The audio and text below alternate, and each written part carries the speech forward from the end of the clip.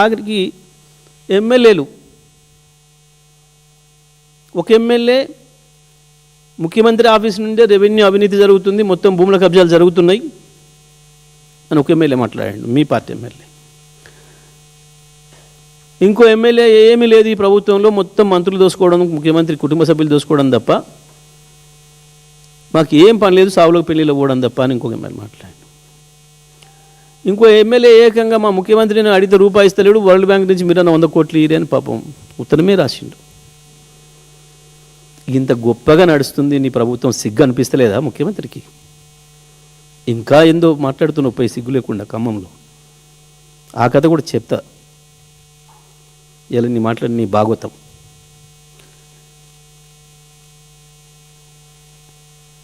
ఏం జరిగింది ఇవాళ? ఒక మీడియాలోనేమో మంత్రులు అధికారుల మీద, ఐఎస్ అధికారుల మీద కథనాలు వస్తాయి, దానికి కాదని చాలా గొప్ప నీతులు వల్లిస్తూ,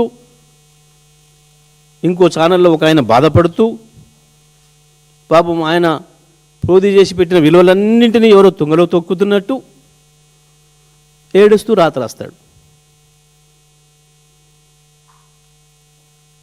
ఆ కథనానికి విరుద్ధంగా దాని మీద ఇలా బట్టి విక్రమార్క మాట్లాడిండు. మాట్లాడుతూ ఏమంటాడు, నేను రద్దు చేయమని కోరడమే కాదు ఆర్డర్ ఇచ్చిన, ఆ టెండర్ను రద్దు చేయమని ఆర్డర్ ఇచ్చిన. ఆయన మాట్లాడిన గంటకి ముఖ్యమంత్రి మాట్లాడి, అసలు మా ప్రభుత్వం చాలా పారదర్శకంగా నడుస్తుంది,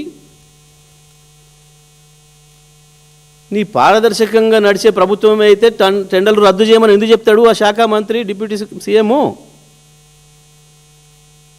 ఇంట్లోనే కనబడుతుంది నీ చక్కదనము, నీ డొల్లతనము, నీ దొంగతనము. శాఖ మంత్రి మధ్యాహ్నం రద్దు చేయమని చెప్పినా అని చెప్తాడు, ముఖ్యమంత్రి ఏమీ లేదు అంత పారదర్శకంగానే నడుస్తుంది నా పాలనని మాట్లాడతాడు. నీ పాలనే నిజమైతే ఎందుకు రద్దు చేయమన్నాడు ఆయన? చలో చేస్తావా, ఆ మంత్రిని బర్తరఫ్ చేస్తావా? ఇంత మంచిగా జరుగుతున్న పాలనలో నువ్వు రద్దు చేసి ఎందుకు చెడ్డ పేరు తెస్తావు, నాకు మచ్చ ఎందుకు ఇస్తామని?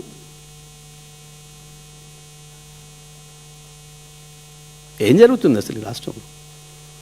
ఏమన్నా ఒక్క నిమిషం ప్రజల కొరకు ఆలోచించిన సందర్భం ఉందా ముఖ్యమంత్రి, మంత్రులు? ఎక్కడైనా ఒక ఇచ్చిన హామీ గురించి ఆత్మవిమర్శ చేసుకునే సందర్భం ఉందా? ఒకటి దొంగలు కలుసుకొని ఊర్లు పంచుకున్న పద్ధతి కనబడుతుంది. ఇక్కడ ఊర్లు కాదు, దొంగలు కలుసుకొని మూటలు పంచుకుంటున్నారు.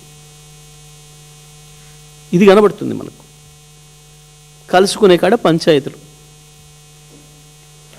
ఇంట్లోనే మీ చీకటి దొంగలు కూడా బయట పెట్టుకుంటున్నారు, మీకు మద్దతున్న చీకటి దొంగలు కూడా బయట పెట్టుకుంటున్నారు.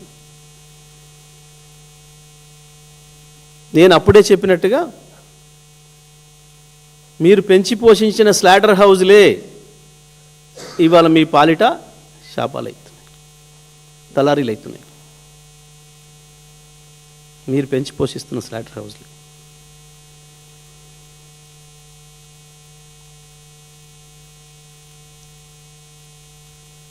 ఇప్పుడు నేను మాట్లాడిన మాటలు, నేను చేసిన ఆరోపణలు, నేను చూపించిన నిజాలు, ఇవి గత 6 నెలలుగా తెలంగాణ ప్రజలు, తెలుగు ప్రజలందరి దృష్టిలో ఉన్నాయి. మొత్తం కూడా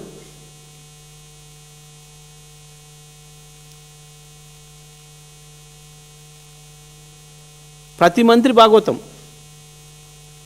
ప్రజలు చర్చ చేసుకుంటున్నారు. జిల్లా స్థాయిలో వాళ్ళు ఉన్నారు, జిల్లా స్థాయిలో, రాష్ట్ర స్థాయిలో.